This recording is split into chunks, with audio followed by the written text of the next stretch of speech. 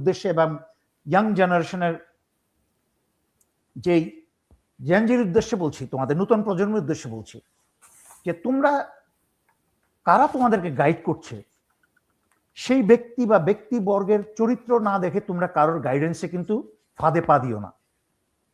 তাহলে যে তোমাদের যে বিশাল এবং মহৎ একটা উদ্দেশ্য সেটাতে কিন্তু জনগণের আস্থা হারিয়ে যাবে। যেরকম এনসিপির দলটা গঠন করেছিল, অনেক আশা ছিল। আমি আপনার লাইভে বলেছি, যখন তারা দল গঠন হয়নি তখন বলেছি দল গঠন হবে, ভাঙবে, গুঞ্জন হবে, ভাঙবে, ইত্যাদি ইত্যাদি। এবং তার পরবর্তীতে আপনার অনুষ্ঠানেই বলেছি, তাদেরকে অনুরোধ করেছিলাম তোমরা একটা সিটও পাবে না তোমরা যদি জামাতের সাথে অ্যালায়েন্স না করো। ফাইনালি তারা করেছে। জামাতের সাথে তারা না মিললে একটা সিটও পেত না। কি জন্য? তাদের যে বিশাল মহৎ শক্তিটা ছিল সেই মহৎ বিপ্লবী শক্তিটাকে নষ্ট করে ফেলেছে, বিভিন্ন অপকর্মে জড়িয়ে বিতর্ক করতে তুলেছে। কারণ বুঝতে হবে, তোমরা ছাত্র যাই করো না কেন, তার আসল শক্তি কিন্তু জনতার সমর্থন। জনতার সমর্থন যদি না থাকে তোমরা একা কিন্তু পরিবর্তন করতে পারবে না। একইভাবে ইনকালাব মঞ্চকে বলছি, তোমার পিছনে তোমাকে কেউ যদি বুদ্ধি দিয়ে দিল যমুনা ঘেরাও করো, ডক্টর ইউনূসের কাছে শহীদ হাদির হত্যার বিচার দাবি করো, বুদ্ধিটা কে দিচ্ছে? সেই ব্যক্তির সম্পর্কে আমার সম্পূর্ণ সন্দেহ আছে। কারণ কোনো ভালো মানুষ হতে পারে না সেই পরামর্শদাতা। কারণ নির্বাচনের 5-7 দিন আগে এরকম একটা কুবুদ্ধি দেয় কি করে? যেখানে আমরা সবাই চাইছি, আমার গতকাল পরশু দিনের ভিডিওতে আমি অনুরোধ করেছি, দেশের জনগণের একটাই চাওয়া, অবাধ এবং সুষ্ঠু নির্বাচন হোক। নির্বাচনে কে ক্ষমতায় আসুক সেটা ভোটাররা নির্ধারণ করুক।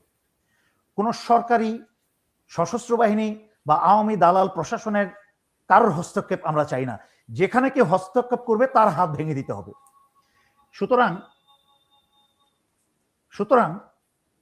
যারাই হস্তক্ষেপ করবেন নির্বাচনে প্রক্রিয়ায়, সুষ্ঠু নির্বাচন যারা নষ্ট করার চেষ্টা করবে, আমি সেই দিনের জন্য আমি ইনকিলাব মঞ্চ এবং নতুন প্রজন্ম তোমাদেরকে সেই শক্তিটাকে, সুপ্ত আগুনটাকে তোমাদেরকে জাগিয়ে রাখতে বলছি, জ্বালিয়ে রাখতে বলছি, যেন সেই শক্তিটা সেই দিন ব্যবহার করতে পারো। দেশে এখন একটা অবাধ এবং সুষ্ঠু নির্বাচন নিশ্চিত করতে হবে। ভোটাররা উন্মুক্তভাবে আনন্দের সাথে যেন তারা যেই 18 বছর নির্বাচন হয় নাই, সেই 18 বছরের যে বঞ্চিত জনগণের অধিকার, সেই অধিকার চর্চা করে যেন জনগণ ঈদের দিনের মতো আনন্দের একটা নির্বাচন বা নিজের ভোট দিতে পারে, কোনো প্রকার হস্তক্ষেপ ছাড়া, কোনো ভয়ভীতি ছাড়া। সেটাকেই ইউনিট সরকার, সামরিক বাহিনী, সিভিল প্রশাসন সবাইকে সহায়তা করতে হবে। যদিও এর মাঝখানে আমি অনেক হুমকি দামকি দেখছি, অনেকেই করছে। যাই হোক, এই প্রশ্নটা এখানেই শেষ করতে চাই। ইনকিলাব মঞ্চ এবং নতুন প্রজন্ম তোমাদেরকে বলবো, আমি একটু কথা বলতে চাই আর একটু, যে এখানে সরকার থেকে বলা হচ্ছে যে জাতিসংঘকে চিঠি দেওয়া হবে, তদন্তের জন্য জাতিসংঘকে চিঠি দেওয়া হবে, রোববারে চিঠি দেওয়া হবে। কিন্তু হাদির এত সব আলামত, ফুটেজ সবকিছু থাকা সত্ত্বেও, এত প্রমাণাদি থাকা সত্ত্বেও আমাদের দেশে কেন এটা করতে পারলো না? তদন্ত সংস্থা কেন এটার তদন্ত করতে পারলো না? এখন জাতিসংঘের কাছে করতে চাই নাই। প্রথম কথা হচ্ছে তদন্ত করতে চাই নাই। ইট ওয়াজ ভেরি ক্লিয়ার যে হাদির হত্যাকারীর সাথে কারা জড়িত, এবং কান টানলে মাথা কিন্তু চলে আসতো। এবং এটা কোনো ব্যাপারই ছিল না এই সরকারের জন্য। বাট তারা আন্তরিক ছিল না, সেন্সিয়ার ছিল না। তারা চাই নাই যে এটা সত্য উদ্ঘাটিত হোক। সত্য উদ্ঘাটিত হলে বর্তমান যারা উচ্চবাচ্য করছে, সরকার গঠন করবে, পরবর্তীতে ক্ষমতায় এসে তাদেরও অনেকেই ধরা খেয়ে যেত এবং অনেক হোমরা চোমরা ধরা খেয়ে যেত। সুতরাং আন্তরিকভাবে করে নেই। এবং দ্বিতীয়ত, জাতিসংঘ নিজেই একটা মরা সংঘ, একটা মৃত হাতি। যেই মৃত হাতির দেহটাকে মাটিতে দাফন করতেও অযথা পয়সা নষ্ট হবে। জাতিসংঘ এতটাই একটা নিষ্ক্রিয় এবং মৃত একটা সংস্থা। এবং যেভাবে চলছে, আন্তর্জাতিক বিষয় টানলে অনুষ্ঠান লম্বা হয়ে যাবে, যেভাবে চলছে, এবং ডক্টর কি বলে, প্রফেসর, আমি ডক্টর ইউনূস বলতে বলতে সবসময় প্রফেসর ডক্টর চলে আসে। ট্রাম্প যেইভাবে আঙুল দেখিয়ে জাতিসংঘকে সম্পূর্ণ নিষ্ক্রিয় করে দিয়েছে, জাতিসংঘ একটা মরা হাতি, যাকে দাফন কাফন করতে গেলেও, মানে মাটি দিতে হলেও যেই খরচ সেটা সামলানো তুমি মুশকিল। এবং অন্যান্য সংস্থার অনেক দেশ ট্রাম্পের এই ব্যবহারের কারণে অন্যান্য দেশও জাতিসংঘকে পয়সা দেওয়া বন্ধ করে দিয়েছে, যার ফলে জাতিসংঘ আস্তে আস্তে বাংলাদেশের মিশনও অভাব পড়বে, লম্বা কথা যাব না। জাতিসংঘ হাদির হত্যার ব্যাপারে করার কিছুই নাই, এটা একটা ভুয়া, এটা হচ্ছে একটা বাচ্চা পোলার মতো, হচ্ছে যে লেমন জুস ধরিয়ে দিয়ে একটা সান্ত্বনা দেওয়া আর কি। এটা সম্পূর্ণ একটা বকওয়াস ছাড়া কিছু না।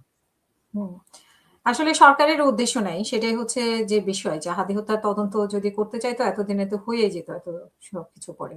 সেটাই। তো আপনার কাছে আমরা একটু নির্বাচনের বিষয়ে আসি। আজকে বিএনপি ইস্তেহার, যদিও গতকালকে হয়ে গেছে, ইস্তেহার ঘোষণা করেছে বিএনপি, এবং সেখানে প্রাধান্য পেয়েছে ফ্যামিলি কার্ড, তারপরে দুর্নীতি দমন করবে, তারপরে তাদের 31 দফাও প্রাধান্য পেয়েছে, আরো অনেক কিছুর ব্যাপারে সিদ্ধান্ত এসেছে। তো এই ফ্যামিলি কার্ড আপনি নিশ্চয়ই দেখেছেন কি কি বিষয় গুরুত্ব পেয়েছে, আপনাকে একটু বিশ্লেষণ করতে বলবো। এবং পাশাপাশি জামাতেরও ইস্তেহার ঘোষণা করা হয়েছে। তো কোন দলেরটা ইস্তেহারটা, আর ইস্তেহার কি শুধুমাত্র ঘোষণা করার বিষয় নাকি আসলেও কার্যকর করবে, এটা বাংলাদেশের রাজনৈতিক ইতিহাসে আসলে কি বলে? শুনেন, বাংলাদেশিদের ইন জেনারেল পৃথিবীর অনেক দেশ আল্লাহ দেখার তৌফিক দিয়েছে, শুধু ঘুরে বেড়ানো না, অনেক দেশে গিয়ে কাজ করার তৌফিক হয়েছে, আল্লাহর রহমতে আল্লাহ দিয়েছেন। বাংলাদেশি হচ্ছে এমন একটা জাতি যাকে বোকা বানানো এবং ধোকা দেওয়া সবচেয়ে সহজ। সেই জন্য কিন্তু বাংলাদেশে সমস্ত বদমাইশ আর বাটপার গুলাই কিন্তু রাজনীতি এবং রাজনৈতিক সরকার গঠন করে। 54 বছর ধরে কিন্তু আমরা তাই দেখেছি। সামান্য ব্যতিক্রম ছিল শুধুমাত্র শহীদ জিয়াউর রহমানের সময়টা, তার পরবর্তীতে কিন্তু সকল সময় সব বাটপাররা এসেছে, এইভাবে জাতির সামনে দেখিয়েছে মুরগি কিন্তু খাইয়েছে ঝোল।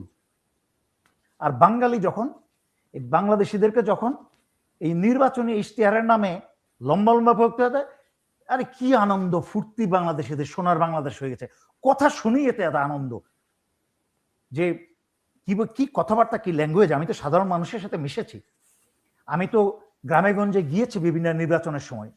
এই বাংলাদেশিরা ইন জেনারেল এতটাই বোকা, আমি এটাকে সহজ সরল বললে ভুল হবে। একটা হচ্ছে সহজ সরল, আরেকটা হচ্ছে ইডিয়েট, দুই জিনিস, কিন্তু দুইটাকে মেশানো যাবে না।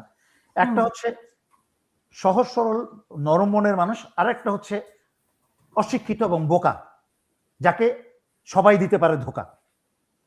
তো সুতরাং কেউ 9টা ইশতেহার দিল, কেউ 20টা ইশতেহার দিল, মনে করে যে যত বেশি লম্বা লিস্ট করতে পারলো তারটাই তত।